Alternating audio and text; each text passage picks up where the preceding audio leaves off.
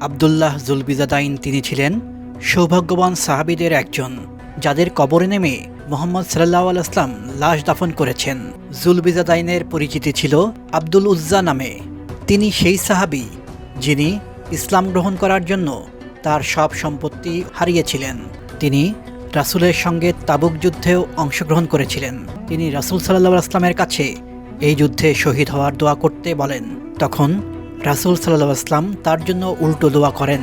তাকে রাতের বেলায় দাফন করা হয়। তার কবরের পাশে আলোর বাতি নিয়ে দাঁড়িয়েছিলেন বিলাল রাদিয়াল্লাহু তাআলা আনহু, আর কবরের ভেতরে নেমেছিলেন স্বয়ং রাসূলুল্লাহ সাল্লাল্লাহু আলাইহি ওয়াসাল্লাম। আর লাশ বহন করেছিলেন আবু বকর ও ওমর ইবনুল খাত্তাব রাদিয়াল্লাহু তাআলা আনহু।